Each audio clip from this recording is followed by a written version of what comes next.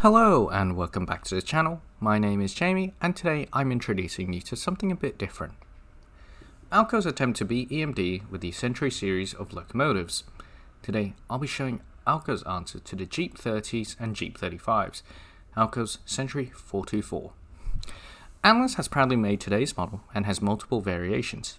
Today we'll be discussing the history and how the C424 came to be, how the Atlas matches up to the history of this, and we're also seeing if it's still a good buy in today's detail-oriented market. Before I delve into the history, I'd like to mention that if you do enjoy this video, I do make all sorts of content, so please give this video a like and subscribe to my channel for more reviews, layouts and overall, or just a great time. Before we get into the Century series, we need to talk about what came before and to describe the dire situation ALCO was in. After being a big pioneer in the transition to the diesels, ALCO's foray with the locomotives powered with the 244 prime mover ultimately scared many buyers into avoiding ALCO's products. This was due to the horrific reliability issues with the engine's crankshafts. This allowed EMD into a strong position into capitalizing on the replacement of steam engines with the F unit. Later on, while ALCO was slowly trying to build up trust with railroads, a new company on the block arrived. General Electric, with its Universal series, put ALCO into a distant third place for orders. Here we arrive to ALCO's RS-27, a direct predecessor to C424 in styling and in power plant. The RS-27, despite being a well-made locomotive, would struggle to wow railroads and would only coincidentally sell 27 models. This brings us to the Century series. GE had just released a U25B in 1961, and the EMD having released a Jeep 30. ALCO had to strike back with something good. This was the Century series. Debuting in January 29, 1963, the C424 met to warm audiences. It was an improvement over the previous RS-27s, with improvements to the traction control, efficiency, and cost. The C424 was more of an evolution instead of a revolution. The Century series featured a simpler body. Instead of notches for number boards, a simple flat front had replaced. A two-piece windscreen replaced the old one. The C424 was a 4-axle, 2,400 mainline unit. Well, 190 were sold. Uniquely, Montreal Locomotive Works produced 92 of them, nearly half of them. 51 went to Canadian Pacific Railways, and 41 went to Canadian National Railways. The reason for this large amount ordered by the Canadian railroads were due to superior adhesion compared to EMD and GE products on steeply graded rail lines. The C424 would surprisingly see a long but proud service mainly in Canada. The C424 has been preserved for many to enjoy still. Today, 4 are currently in museums and one 4213 is in storage by Westchester Railroad, and 4230 has been recently bought by a short line named NDC Railroad. I personally believe this decision to buy another ALCO unit was to allow for additional power on the short line while keeping logistics easier, due to the short line having only ALCO power and another Century series. So it does make it easy in terms of cost, crew training and all that. However, you came here for a model train, so let's go and discuss today's model made by Atlas.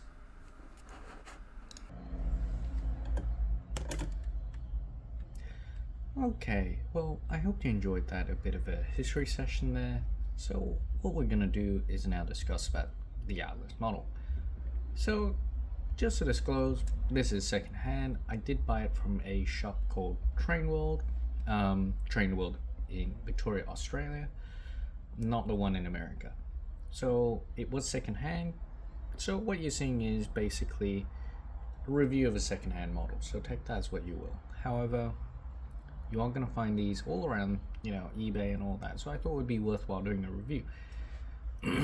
So let's get down to business.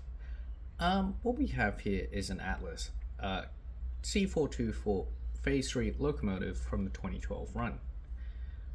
What we have is 4213 and Canadian Pacific Rail with the multi-mark.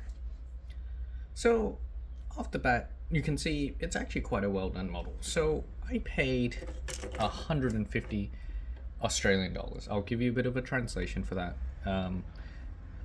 But in my opinion, off the bat, it's a good price for what I paid. This is a DCC ready model, so it does take an 8-pin decoder, but on the later runs they have changed it to a 21-pin. So we'll start at the front, and what we all notice is basically the grab irons, they're thin, they're nice, they're sturdy, and in general they haven't actually rubbed off on the box. I have noticed on a few models previously, the way you get some models, the paint has been basically scraped off the grab iron, and that's not a good thing to get. That's a sign that you do need better packaging. But in this one, it's actually been well preserved, and one thing to mention is, unlike some other previous Atlas kits where you do have to put in the handrails yourself, the only handrails I did have to put in were the two ones at the front here and the one at the rear. So that's just for you to know. They're usually in a box, just in the little plastic tub there. So let's actually get down to the actual details. So one disappointing thing that doesn't function on this, but it's not really that much of a big deal, is these marker lights. So it's not really relevant to if you are an American modeler, but it is a little bit more relevant if you are a Canadian one. So I can't exactly remember, I'm not really a Canadian railroader, but overall I think on the Rapido one that I have, the RS18U, you are able to control this. But saying that, for a $150 model, I'm not that bothered. Generally, you're not really going to see them used. I know in the earlier sort of years, like the 60s, 70s, they were used a bit more often, but from my knowledge, they were seldom used in America. So let's move on from that. Your number boards are quite well clear, detailed, nothing to complain about that, and the actual angle of the actual cab is correct. One other thing to mention is the headlamp it's not like a bright LED white, it is quite a nice golden sort of, old style sort of headlight, if that makes sense. What you do get is a fully detailed front there. Plastic knuckle couplers, not that much of a big issue. From my understanding, it's just a number 5 medium shank if you are inclined to swap it out. They have also added the brake hoses and all that. So you have a horn as well, but that is also plastic. Is that a big deal? Depends.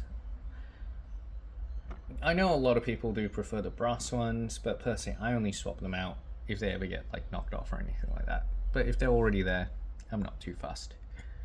So moving on, we're going to move on to the side. Everything is crystal, and I mean genuinely really well marked out. So overall, this tooling isn't brand new basically. From my understanding, the oldest of these dates back to 2002 for the initial models, but what you're seeing here is pretty accurate to what you'd expect from the other sort of this. This is a phase 3, so there will be slight differences, but overall the actual main detail here is actually really quite sharp. It's what you would expect from Atlas, to be honest. Your bogies are quite well rendered. They're actually a little bit different to what other trucks that you would find on, let's say, an SD40 or otherwise. You can see that they are double sprung, so that's quite interesting. And it does look like they would have rotating axle box. I'm not too sure, but they do give me the, on real life they would, I'm guessing, have a fully rotating axle box. Obviously in the model that we don't. Your steps are clearly marked out. I'll just swing it onto this side. Your steps are clearly marked out. Oh, and we have a issue. So we got your steps, and the railings are actually very nice and clear. This is actually a big step up from other Atlas models you might find from the 90s and all that, where sometimes the sprue that you get with your handrails isn't painted, so you got to paint it yourself, where if you put it on, it doesn't look right.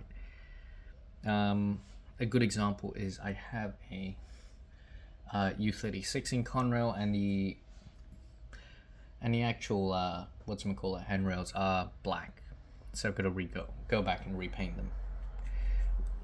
So carrying on, you can see that on the back we have another set of headlights, marker lights, and your number board. Number board is also very crystal clear. It's basically what you expect.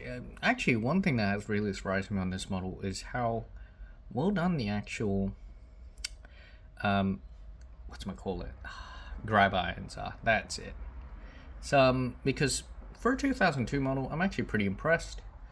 And overall, in terms of these models, from my understanding, there isn't actually that much differences between the specific railroads, so that's actually quite convenient.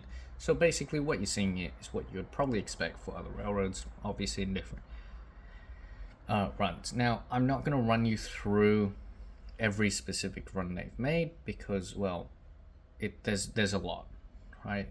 This model has been going on for many years now, and I believe they've just done a new rerun. No, so the most recent rerun is 2019. That's the one with the 21-pin decoder. So moving on to the left side, as you can see, everything is really sharp, and even the actual grill there. So that's actually really cool. And as you can see, everything is marked out really crystal clear. And even there, where we have, I believe that is the builder's plate. What you can also notice is they've also fitted figures into this model. And that's a really big bonus because, as you've noticed, some of my models don't have an engineer or a conductor on it. Now, it's not a problem to fit it, it's just really annoying, and it does cost a little bit extra. Now, take that as what you will, but I'm going to give that as a big bonus. So what we're going to do is just zoom in into and as you can see, it's actually really sharp. I don't think to the point of being able to read it, but overall actually quite appreciated in the actual detail. You'll notice that with all over the model where you've got like little signs and such as that, where they're not going to be legible to you, but overall it is a very nice touch and it is very appreciated. So why would I recommend this model? So it's a really nice branch line model, and I think in my honest opinion, right, if you're doing Canadian Pacific, it is a nice way to sort of make it a little bit more unique, right? The Century series are unique locomotives in that regard, and they are a nice part of Canadian history because while the Century series sort of met a warm reception in, let's say, America, they did have a weird, love in Canada.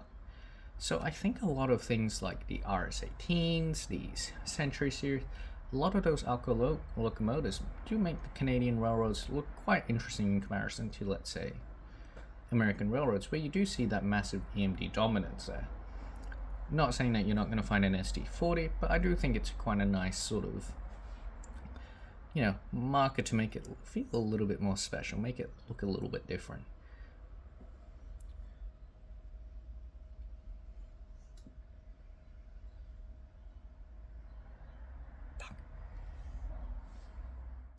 So overall, just want to say, great loco, would recommend to anyone. If you ever get a chance, get one of these, especially if it runs in your railroad. You want to start a little bit of an ALCO collection, especially if you're wanting to do something a little bit later, because these ran basically into the 90s, right? They ran for a long time. So you do have quite a large period to, run in.